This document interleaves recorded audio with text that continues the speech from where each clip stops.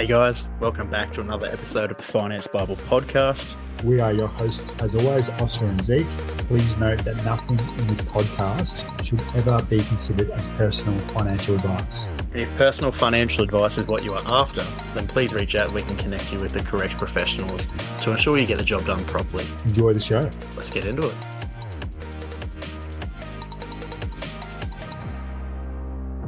Today, the first time we are doing this via a video chat. Different states, different places. Zeke, welcome. Thanks, mate. Good to be back. It's a shame we can't be together in person today, but you're off running amok in Old Glen Iris, and I'm currently up in Newcastle. Jeez, look at so you. yeah, here we are. Well, if anyone needed to know where I am, I think you kind of just leaked the information. But, mate, a lot of things have happened for you and I in the last, let's say, 6 months. Do you want to give everyone a bit of a rundown of why we are in different places? Cheeky rundown. I'm currently just enjoying nature up here. You can probably hear some birds in the background every now and then. Just having a good time out of Sydney at the moment. So yeah, just doing some things out here. We've recently launched Asset Road as well, which is our business for basically a buyer's agency. We hook you up with good financial planners, mortgage brokers, and other professionals, which obviously that's actually going to come up in the podcast today. But yeah, that's my side of things. What about yourself? Mate, as you know, same. It is flag pie season here in Melbourne, which is good fun. But yeah, we have decided to start that company up because a lot of our listeners and, let's say subscribers have been needing, a bit of help in the past with finding investment properties and professionals. So I guess we were on a podcast with one of our friends, Gianni from Universal Buyers Agencies last week. And as you mentioned, mate, we were speaking about the importance of having all the different professionals around you to help you guide yourself when it does come to purchasing investment property or a home or whatever it may be. You were very passionate about this side of things. Do you want to go on a bit of a rant about the importance of having various professionals in your corner? I do. So basically, like the main thing is for me, and I've been thinking about this a lot lately, as in over the past probably 24 months. But everything in life, first of all, is a competition, right? So you want a car, someone else wants that car. You want a girl, someone else wants that girl. You want a bloke, someone else wants that bloke. Like everything you want, the job, whatever it is, money, someone else wants it. So it's a competition. But that's a complete side story. The second thing is everything is a time versus money kind of situation, right? You've got to figure out your valuing system. And this is something that really, I feel like people don't think about at all or very often.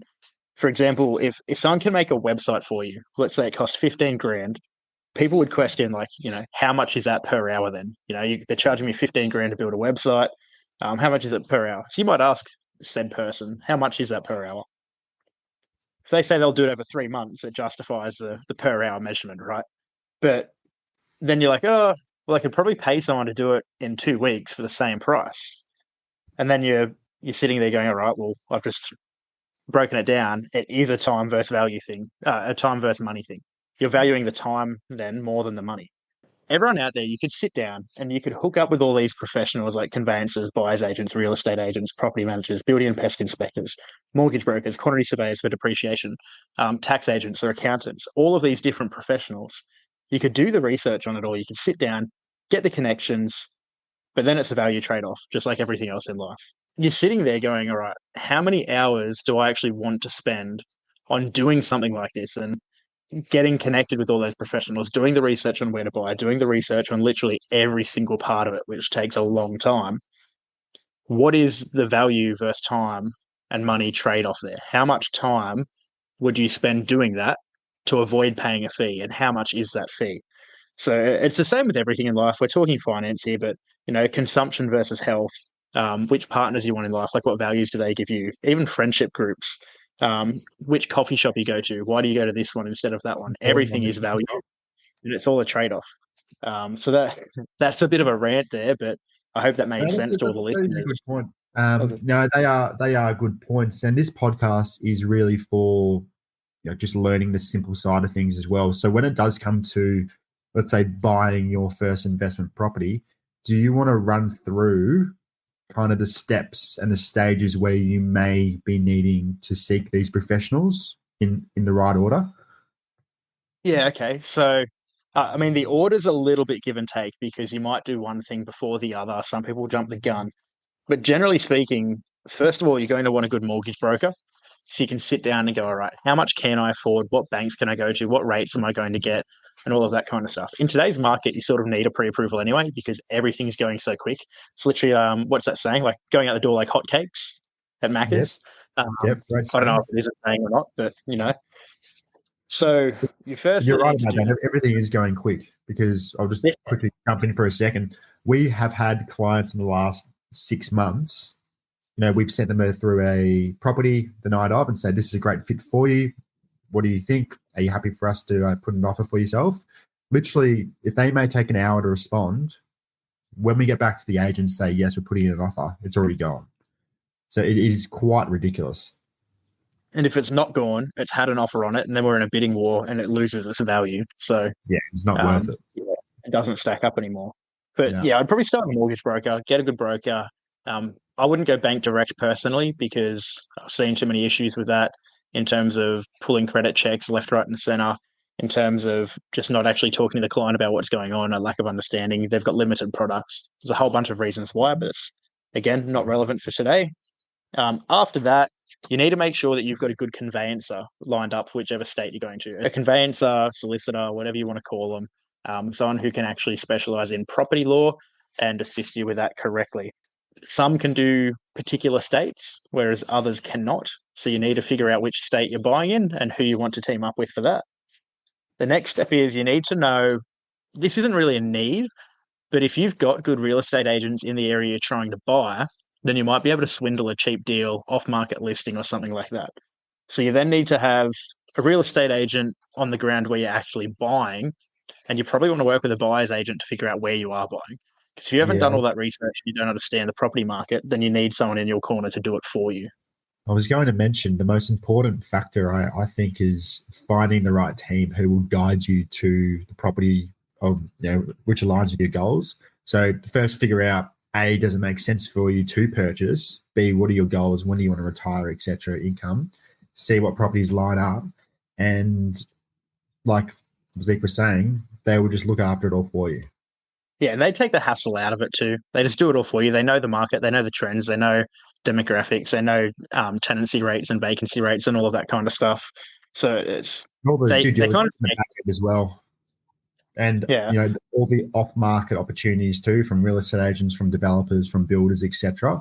They can help you get a pretty reasonable pricing compared to if it did go on the market. And then after you're done with real estate agents and buyers agents, you're kind of onto the area of figuring out, all right, what property managers can I work with? If you have a poor property manager that decreases your potential rent or charges you excess fees or doesn't look after things or lets tenants in willy-nilly, then you've got insurance claims and crap going on left, right, and center.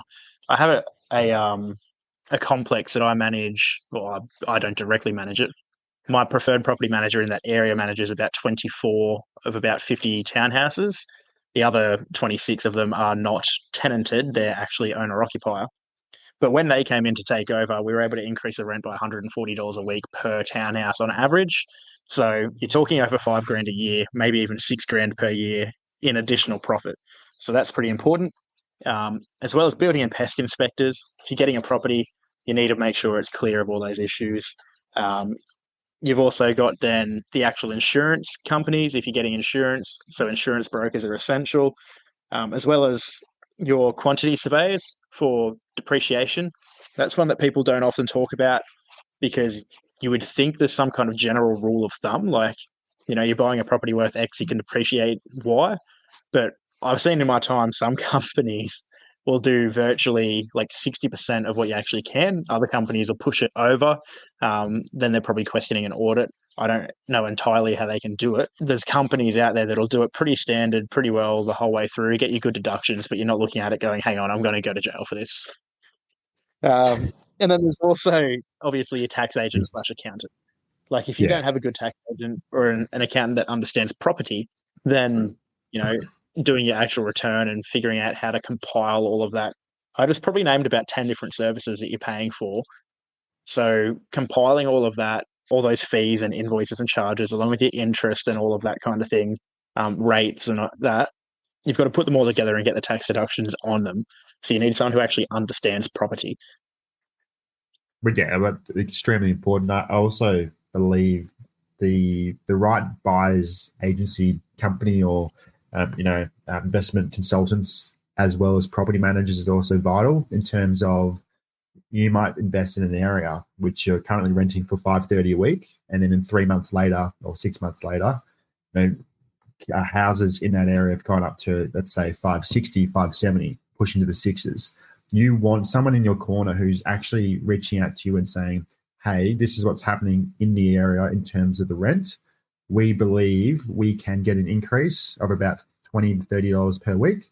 Are you happy for us to contact the tenants and let them know, or otherwise look for other tenants to come in? A lot of property managers out there will just help you, manage the property, obviously, but leave it and will not do anything in terms of trying to help you increase the rent, because they're making the money from you, so they're happy, and they'll just let you be. So if you can find the right team in your corner, which will continually pester you to say this is what's happening in the market, update you on whatever it is going on, and to get you that rental income increase, that's perfect. Because at the end of the day, you obviously want to make sure the property pays for itself in terms of the mortgage repayments, etc. And that's where those professionals really come into it. I'm not here to bag out property managers or anything, but something I've noticed over my I've probably dealt with in the realm of 100 plus over the last few years, and I've narrowed it down to like literally 2 in each state that I'll work with happily, maybe 3 or 4. That might be a bit over exaggerating. What I've noticed is your bigger companies, and again, not throwing them under the bus, but the likes of your hookers and all of that kind of stuff, they're generally LJ Hooker. big. I wasn't going to throw under the bus. just so people don't think you're talking about hookers. Well, that would be concerning. But anyway, LJ hookers, your Ray Whites and that kind of stuff, because they're big organizations, their property managers are generally stuck dealing with a huge portfolio, like between 80 and 150 properties. If they're going out to that many properties per year and trying to negotiate the best deal for you, they're swamped. They're overworked. It's easier for them to just go, all right, we'll renew this at a $5 increase. We'll do a virtual inspection, and we'll just keep our hands clean and do it easily. They're overworked. It's not the actual property manager's fault. It's the companies that are hiring them. So generally speaking, I've had a much better experience working with smaller companies. But in saying that, as Don said, if you go to a good buyer's agent that hooks you up with all of these connections and they do it as their job, it's so much easier for you. I wouldn't bother going to a buyer's agent unless they did offer handing me the cards of all these different companies or getting me in touch with them. Because how are you going to, they might find the right property, but without the rest of the team, it's literally impossible and pointless.